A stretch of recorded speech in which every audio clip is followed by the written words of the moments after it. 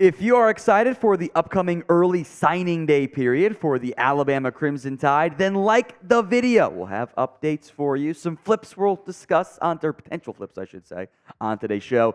But if you're excited for the upcoming early signing day period, like the video right now. Today's show, we will check in on the two big storylines. Yeah, there's a college football playoff game to come, but transfer portal targets that Bama's shown interest in, and two potential recruiting flip targets before early signing day. Now, the Alabama-Mississippi All-Star state game, I put state in there just to kind of clarify it because it sounds weird otherwise. They played that. Ryan Williams, 8 catches, 92 yards, and 2 scores. It's an all-star game, so it's 7th. Drake Patrick Jr., 2 interceptions, a fumble recovery and a forced fumble, and a punt block. Jeremiah Beeman, 7 tackles and a sack. Quentin Reese, 8 tackles, which is all very impressive and kind of crazy from that standpoint there. We know Ryan Williams is great. Beeman and Reese have had plenty of buzz around them as well.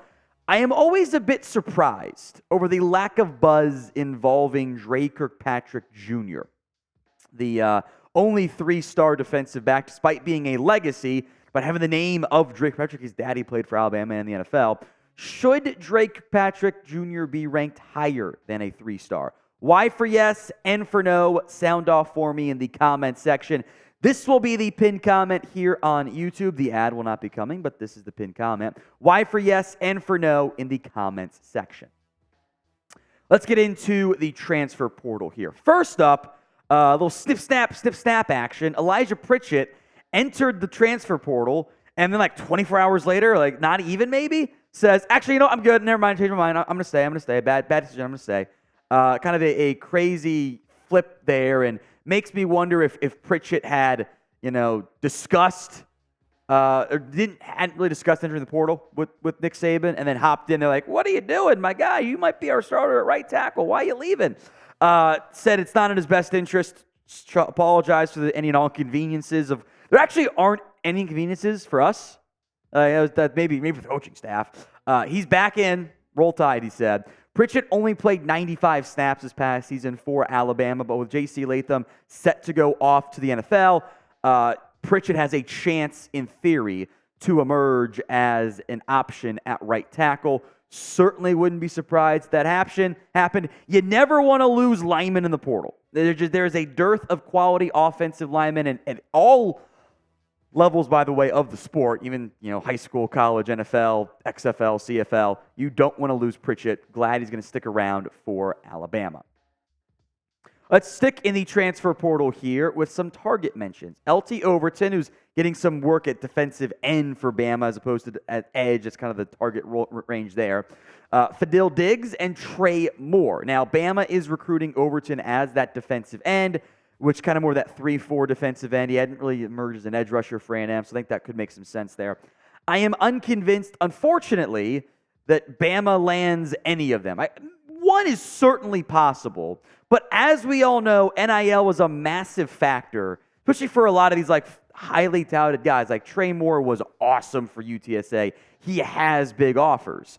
And Bama is not nearly as desperate as other teams are to throw NIL money. They take the approach more of NIL is more earned. For the record, I don't know if that's always the best mindset. I think exceptions should be made. I'm not saying any of these guys are worth it. Overton's probably not worth it given his level of impact. I think Trey Moore might be, but he's got a big level of jump coming. Diggs has played really well against Alabama, so maybe have some success there. But other teams, for example, maybe a Texas who's been linked to Trey Moore pretty heavily. They could throw money his way. Ole Miss is probably a little bit more desperate to throw some money that way because Bama is consistently successful. Clemson is probably more desperate. I don't think they do a terrible job in the portal. It's part of college football now. Bama operates a little bit more like the NFL team. It's not throwing big signing bonus money their way. They're just adding solid players that aren't, breaking the bank. They're not the the old school Washington Commanders who are just throwing $100 million each offseason because they're terrible and they're not getting good players as a result. Coming up next, recruiting conversation. Can Alabama potentially flip Riley? That's Kevin Riley, the running back.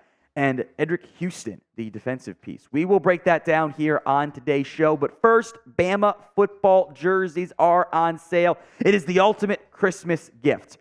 30% off, or at least up to that figure, at chatsports.com/Alabama jersey. You can make Jalen Milroe ones. You can do that. You can make insert Bama player here jerseys, anyone you want. They've got you covered. They also got some historical throwback kind of in air quotes, older players, graduated player jerseys, Bryce Young, Najee Harris, etc. Link will be in the comments section and the description of today's show. It is chatsports.com/Alabama jersey. Check them out today, up to 30% off. Over to recruiting, with the potential buzz building for changes here for Alabama. 4-star local running back Kevin Riley took an official visit to Alabama this weekend. That is significant because, remember, Riley committed to Miami before the year began. We had talked about him in kind of our preseason recruiting videos. 4-star recruit, number 76 overall. He is the number 4 running back and the number 8 player from the state of Alabama. This would be a significant get for Alabama, who's clearly trying to add another running back, knowing they have not yet been able to do so. They've been in the market for several different players, trying to land these commitments. Daniel Hill's going to make his official decision, in January. Bama looking to add at least probably 1 or 2, though. Here's what Kevin Riley said on his commitment, or on his visit to Alabama. He, meaning Nick Saban, was basically pointing out to me that I'd be a way better version of myself than what I am today and in the years that are to come. I like that about Nick Saban. He didn't just make it about football. He also made it about life. A lot of schools try to make it seem like it's just about football. At the end of the day, the player has to feel comfortable. Football is going to be here, but it's not going to be here forever. I do look at that stuff. Talking with Coach G, he was comparing me to Jahmyr Gibbs a lot. He said Gibbs and I had a lot of the same skill sets. What he was telling me is that some of the guys in the running back room don't have that natural skill set like how I do. With that, if I come in and work, I have all the chances in the world to play. Like I told Coach G and I told my mom, tonight and Monday and Tuesday are going to be some big thinking days for me. Right now, I've got Bama there. I'm leaning towards them a little bit, but that's not saying I'm fully going to flip. I'm going to think about it real hard tonight and Monday night and Tuesday. That's a very significant quote as far as I'm concerned.